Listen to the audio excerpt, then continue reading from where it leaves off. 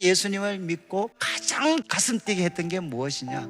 저도 바뀔 수 있다는 거죠. 저는 안 바뀔 줄 알았어요. 다른 사람들은 모르지만 저는 정말 바꿀 수 없는 이중적이고 모순덩어리라고 저는 오랫동안 생각을 했어요. 그런데 예수님을 만나고 나니까 정말 주님께서 저에게 너를 거룩하고 흠이 없고 책망할 것이 없는 자로 내가 너를 세우겠다. 그래서 저는 가장 가슴 뛰는 가르침이 그였어요. 그리고 그 다음 저를 가슴 뛰게 했던 게 무엇이냐? 성도들을 섬기는 사람으로서 우리 성도들이 바뀔 수 있다는 것. 사람들이 볼 때는 안 바뀔 것 같고 바뀔 수 없는 것 같지만 하나님은 그 사람을 바꿀 수 있습니다.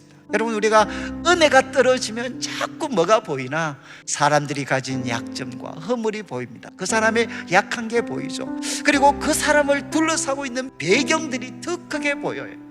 그 사람이 처해 있는 상황, 그리고 이 세상의 유혹, 얼마나 그게 큽니까? 그러니까 이런 세상, 그리고 이런 사람이 살아갈 때 거룩하고 영광스럽다, 이거는 불가능한 것 같아요. 근데 여러분, 우리가 주님을 만날 때 우리들 속에 무엇이 찾아오느냐?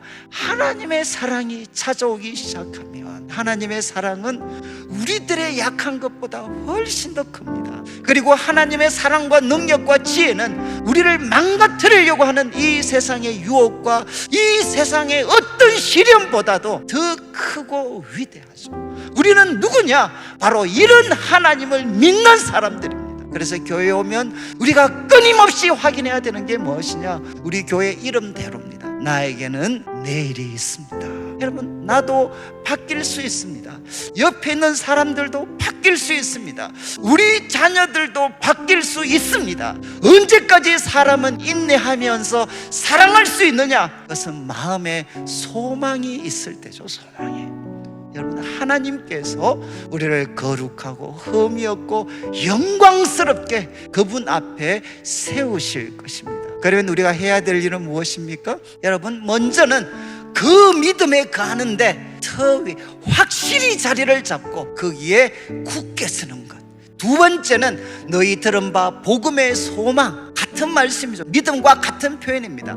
복음이 우리에게 제시하신 놀라운 소망, 바로 하나님이 예수님 통해 화목하셨고 그리고 우리를 거룩하고 영광스러운 존재로 바꾸실 것이다. 이 복음이 주는 소망에 흔들리지 아니하면 바로 그러할 것이다. 하나님이 약속하신 것이 바로 너희들에게 이루어질 것이다.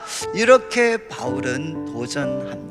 하나님의 사랑과 능력과 지혜는 우리들의 약함, 세상이 아무리 악하고 세상의 유혹이 고난이 많다 할지라도 하나님은 반드시 우리를 거룩하고 영광스럽고 흠이 없는 자로 하나님이 만드실 것입니다. 이 하나님에 대한 소망, 이 복음의 소망에 흔들리지 않는 우리 성도들 되시기를 주님의 이름으로 축원합니다.